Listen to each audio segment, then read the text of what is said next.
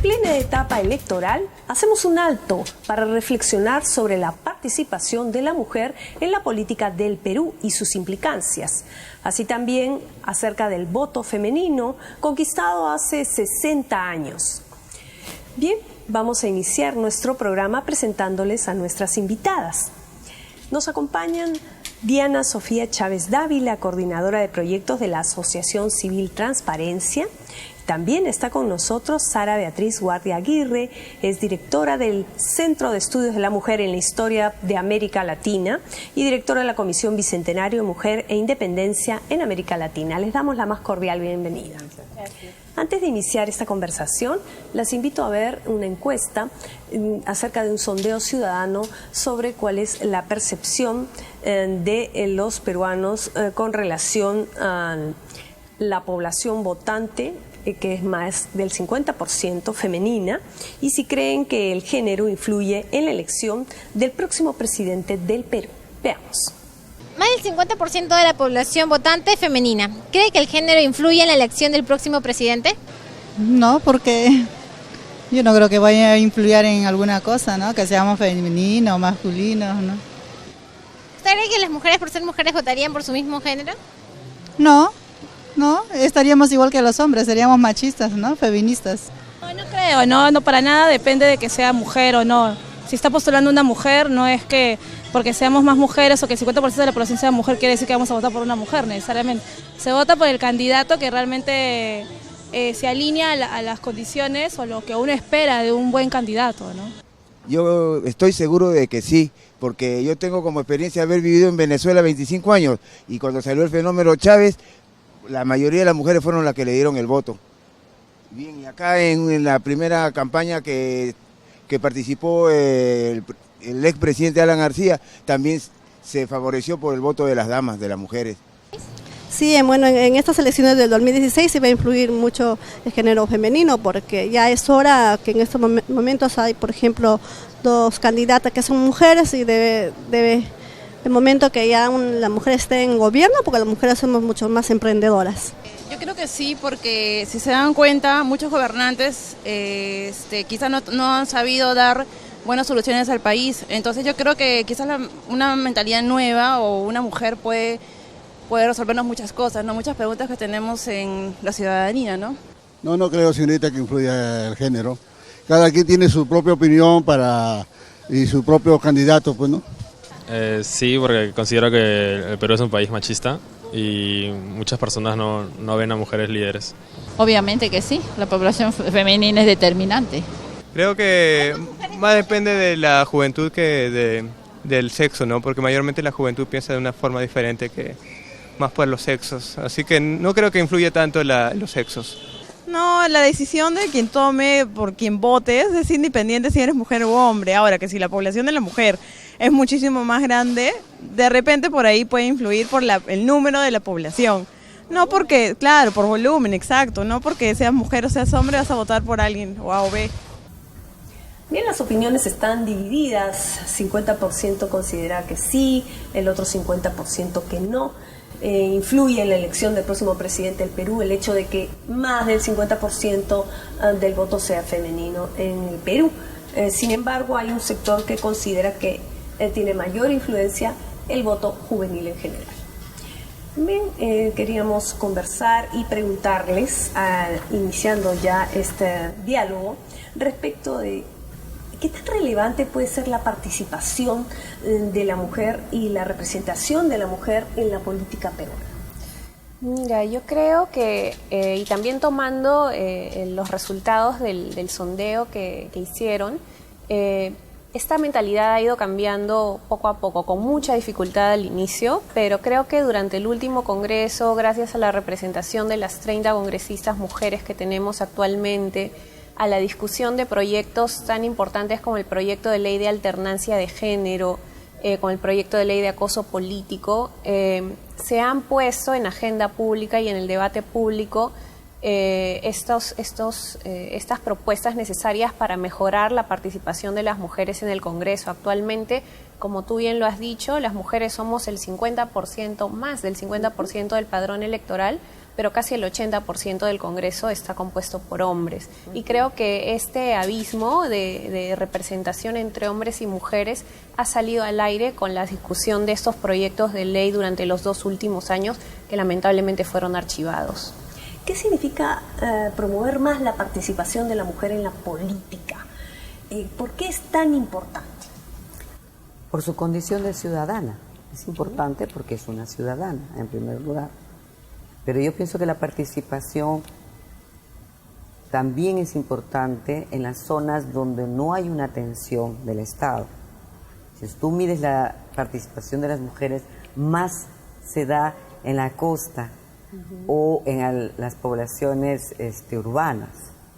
En las rurales hay una participación importante, pero no cualitativamente, sino cuantitativamente, ¿no? O sea, puede haber mucha gente votando, de repente te acercas y no sabes. Entonces, ¿cómo implementar no solamente en la llegada de las mujeres al Congreso, sino cómo se llega? Porque no te garantiza una mujer en el Congreso que vaya a luchar por cuestiones de género.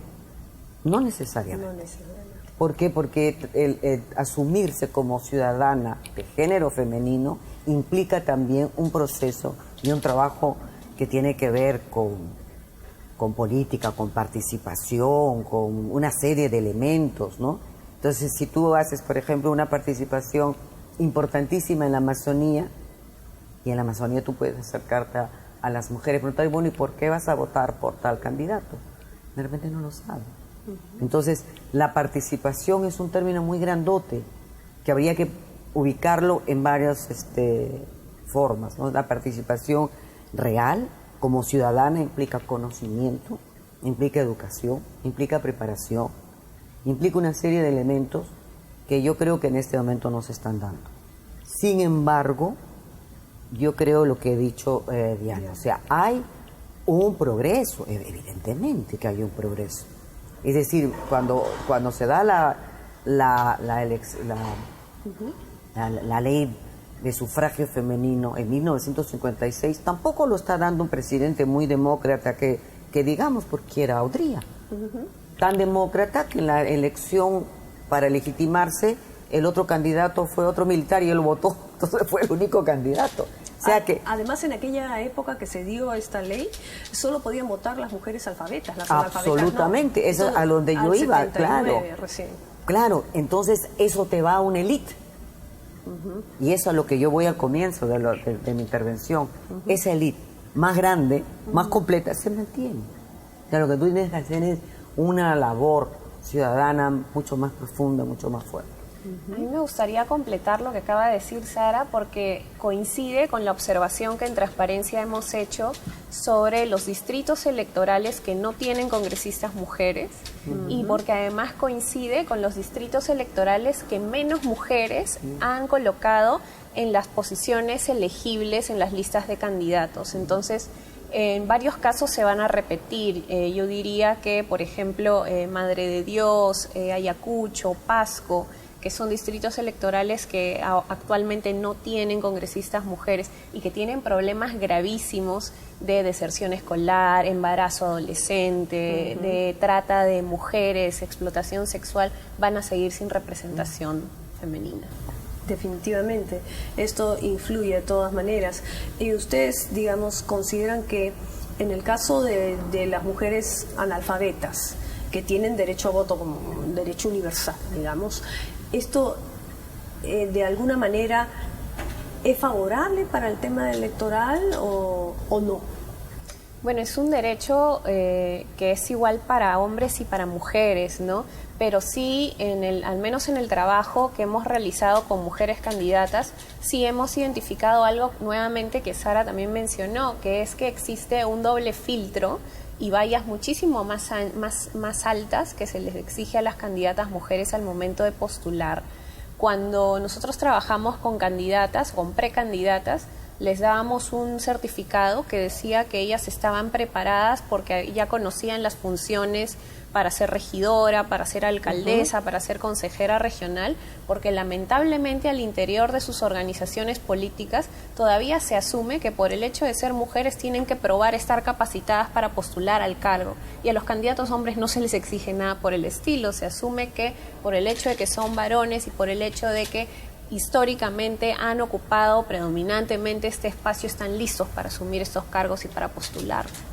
El caso de la representación femenina, digamos, aquí en el Parlamento, de alguna manera tener más mujeres en el Congreso, más de ese 30%, resolvería de alguna manera esa falta de...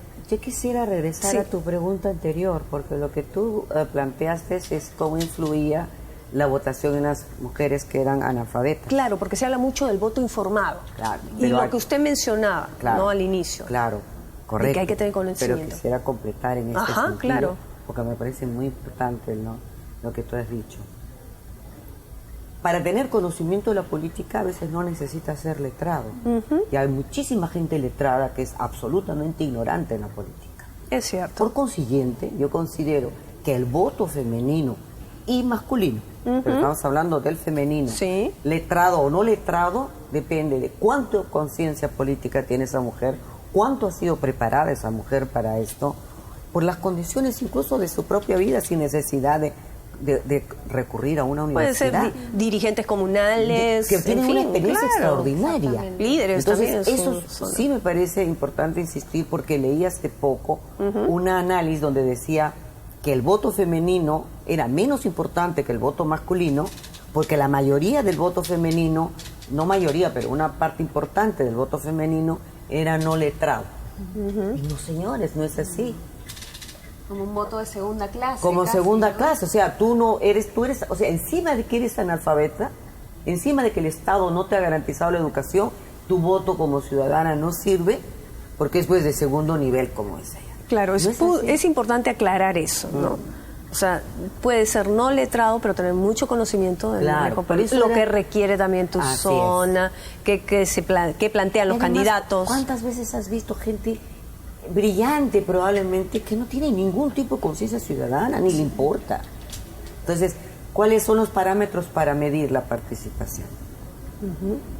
No, eso es básico, de todas maneras, pero es importante que se aclare. Para eso estamos aquí en esta conversación. En el Perú se ha avanzado bastante, digamos, no como se espera en el tema de la representación femenina.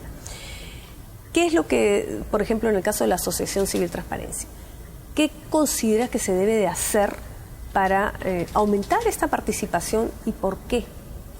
En Transparencia hemos apoyado en particular 2 proyectos de ley que se han debatido en este periodo parlamentario.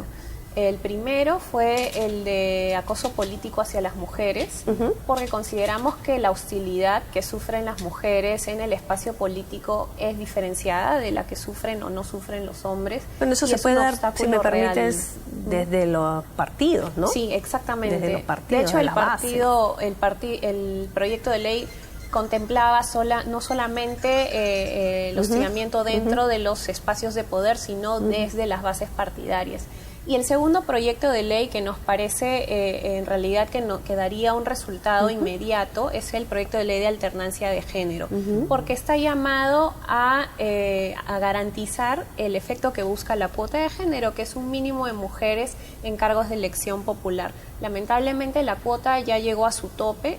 Hoy día tenemos 22% de mujeres congresistas, que es exactamente el mismo porcentaje de mujeres que tuvimos en el Congreso después de la primera vez que se aplicó la cuota hace más de 15 años. Entonces podemos decir que ya alcanzamos el máximo resultado que tiene esta medida. Necesitamos mayores medidas a las que el Estado peruano está comprometido por medio de tratados internacionales a asumir, como la alternancia de género. Bien, las invito a que nos acompañen a hacer una breve pausa, porque vamos a regresar con nuestro bloque de comentarios a través de las redes sociales, pero no se mueva porque este diálogo continúa. Ya retornamos.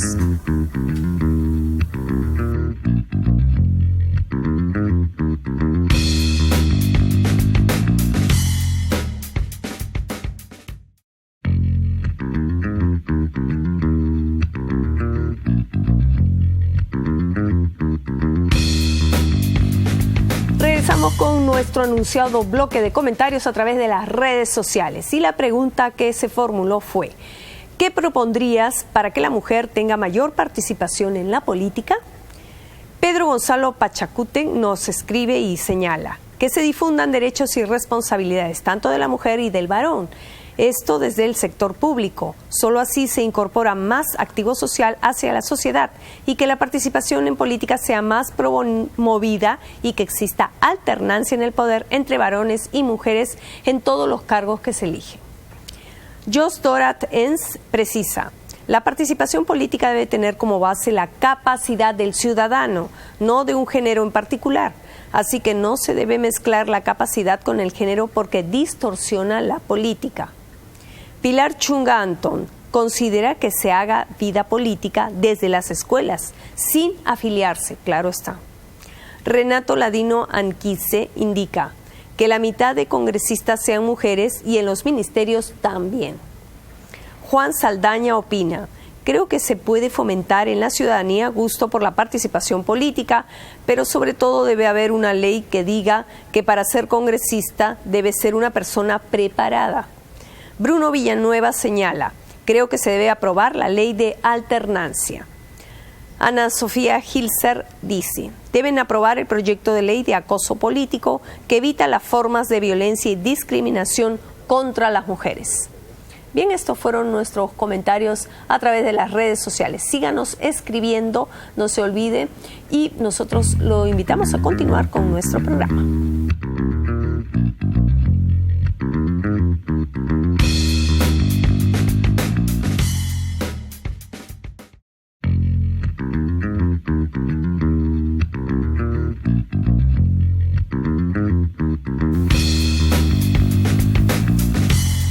Bien, regresamos luego de nuestro bloque de opiniones a través de las redes sociales del Congreso de la República. Y como verán, las opiniones indican que definitivamente la participación de la mujer es muy importante, no solo a nivel del Poder Legislativo, sino también del Poder Ejecutivo. ¿Por qué consideran que esto se debe dar? Incluso podemos mencionar hasta una institución como la Policía Nacional del Perú. Siempre decían que las mujeres son menos corruptas que los hombres. Digamos, ¿la participación de la mujer representa una garantía en ese sentido? Yo no sé si se podría decir esto que tiene que participar porque es una garantía, ¿no? Porque eso invalidaría a muchos hombres que sí también son una garantía. No, claro. Yo pienso que esto es un resultado de un proceso histórico muy largo, en las cuales las mujeres no han tenido sino un acceso a un espacio privado, es la casa, los hijos, ¿no? Y el espacio público, la política, la guerra, el Estado, fue de los hombres. Ese paso del espacio privado al público demoró muchos años, tuvo muchos defensores, fue muy complicado. Incluso reconocer que las mujeres hemos participado en la historia. La presencia de las mujeres ha tenido que ver con cambios históricos, ha demorado hasta los años 80, que comienzan esos estudios. Sí. Lo que te quiero decir es que no es que sea una garantía que las mujeres estén de policías porque son menos corruptas o porque en el Congreso, es que es un derecho, es un derecho que puedan participar en todos los aspectos. Es un tema de igualdad de oportunidades. Es un tema de igualdad, de oportunidad, de equidad, en la que las personas podamos participar en cualquiera de los campos de la vida social, política, cultural, de igualdad. A todo nivel. En igualdad de condiciones de desarrollo, en igualdad de condiciones de vida, en igualdad de todo. No porque eres una mujer, entonces tu papel es en la esfera privada, ahí te quedas. Ni tampoco es que se reclaman, digamos, situaciones especiales, sino simplemente nivelar el terreno de acceso al poder. Es tu calidad de ciudadana. Exactamente como el hombre tiene derechos y deberes como ciudadana, las mujeres tenemos derechos y deberes como ciudadanas. Hablemos un poco de los aportes de la mujer en la política. ¿Cuáles han sido, digamos, los más resaltantes? Digamos, a todo nivel, ¿no? No solo también del legislativo. Hemos tenido una defensora del pueblo mujer, muchas parlamentarias mujeres, incluso en la primera votación que hubo, pues salió una senadora y 8 diputadas, si mal no recuerdo. Digamos, ¿cuáles son los puntos más resaltantes de la participación de la mujer? Yo creo que lo que tenemos que resaltar más de la representación o del aporte de las mujeres es que tenemos una muestra realista de la composición de la población del Perú, ¿no? El Perú está compuesto por hombres y por mujeres, y está compuesto por hombres y por mujeres de izquierda, de derecha, de centro, de distintas tendencias políticas. Lo saludable y lo justo cuando hablamos de distribución del poder y cuando hablamos de representación es que toda esta pluralidad de ideas, toda esta pluralidad de visiones esté incorporada en el sistema político.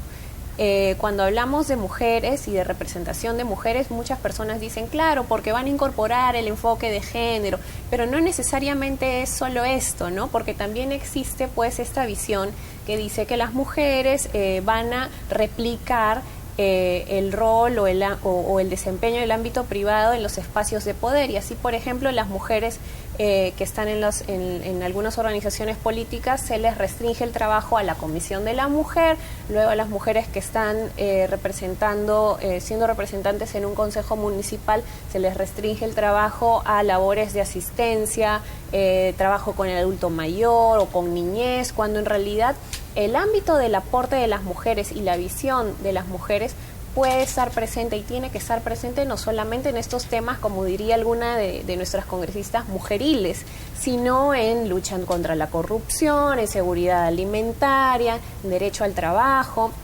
Y yo diría que para muestra un botón, cada año 100 congresistas hombres tienen la labor de distribuirse entre 24 comisiones ordinarias. La visión de todos estos 100 hombres que representan distintas tendencias políticas, distintas formas de pensar, distintos credos religiosos incluso, están representadas en las 24 comisiones ordinarias del Congreso. Para las mujeres, para 30 mujeres, realizar esta misma labor es imposible, porque son solamente 30 y son 24 comisiones ordinarias. Necesitamos tener mujeres en todas las comisiones del Congreso, porque el aporte de las mujeres en el Congreso es necesario en todas las instancias, en todas las comisiones. No creo que tradicionalmente se ha optado por pensar que el aporte está restringido solo a ciertas funciones, y esta sería una visión Lo ideal sería que fuera mitad-mitad. Sí, pero llegar a ese nivel, ¿cuántos años nos faltan? Es un trabajo bastante largo. Creo que hemos encontrado resistencias fuertes cuando se han discutido, por ejemplo, el proyecto de ley de alternancia, y es necesario tener no solamente más mujeres, como dijo Sara, comprometidas con el ejercicio de los derechos ciudadanos de las mujeres, sino también más hombres comprometidos con esta tarea. Claro, es un tema de equidad, lo que decíamos al principio. Lo que dice Diana es interesante, a la que yo le agregaría algo, ¿no? No solamente hay que tener en un Congreso, en un Parlamento y en la vida de la nación las voces de los hombres y las mujeres, sino todas las voces, etnias. Claro, todas las sangres, todas las voces. Todas las voces, porque nosotros somos un país multiétnico y multicultural. Entonces, esa representación también debería contar en los espacios de donde se discute el quehacer político, las leyes, las comisiones, los trabajos, es decir, ese pulso, ¿no? que se le toma a la nación, al Estado, en las elecciones, debería también tener una representación multiétnica. Eso también nos va a demorar muchísimo tiempo, probablemente. En relación a la mujer, yo pienso que se ha avanzado bastante, no lo suficiente, no solamente por un tema de que en el Congreso, lo que decía, que es exacto, o sea, tantas comisiones, pero no solamente es que no hay suficiente cantidad de mujeres para que cubran las comisiones, sino que si habría una comisión que tenga que ver con algo de la casa, sería para las mujeres. Las comisiones fuertes, presupuesto, desarrollo, políticas de Estado, corrupción, aunque acá ha dirigido la Comisión de Corrupción Rosa Mavila, y ella contaba en una reunión que se tuvo también sobre este tema, que algunas esposas de gente complicada con el narcotráfico eran incentivadas a ser candidatas para regidoras, para tener o alcaldes. ¿Por qué es importante la participación de la mujer? Porque desde su punto de vista, o sea, tiene otra visión también, en muchos casos, distinta al hombre, y puede dar también su aporte. Es, digamos, buscar el equilibrio, ¿no? La equidad. Es lo que dice Diana, son las voces. O sea, tú no construyes, ni en una casa, ni en tu propia vida, ni en la vida de una nación, un discurso con una voz. Un discurso con una voz es fascismo. Es incompleto, además es incompleto. Es incompleto, es... vertical. Lo que piensa el jefe, piensa todos. Ahí no hay cultura, no hay poesía, no hay literatura, no hay nada. Porque ¿qué es lo que te da la filosofía y el arte? El cuestionar, el criticar, el que mirar. Y para eso necesitas todas las voces, todas las miradas. Es que ahora todas las funciones socialmente son compartidas. La casa es compartida entre hombre y mujer. Sí. El trabajo, hombre y mujer trabajan. Entonces todo tiene que ser, digamos, ya a otro nivel, ¿no? Parejo. Ya, digamos, no podemos estar con un mínimo porcentaje de mujeres para que por fin logremos la equidad y otra visión de las cosas, ¿no? Sí, y en realidad también es un tema de justicia y de derechos humanos, ¿no? No son solamente los derechos de las mujeres y no es solamente el progreso y el avance de los derechos de las mujeres. Tener justicia en la distribución de poder, tener igualdad de oportunidades en los derechos políticos de las mujeres no solamente le abona a las mujeres, le abona a la sociedad, la hace más justa, la hace progresar más, la hace progresar de manera más sostenible. No se trata acá de discutir cosas a favor de la mujer, sino de la sociedad en general, ¿no? Eso es porque además punto.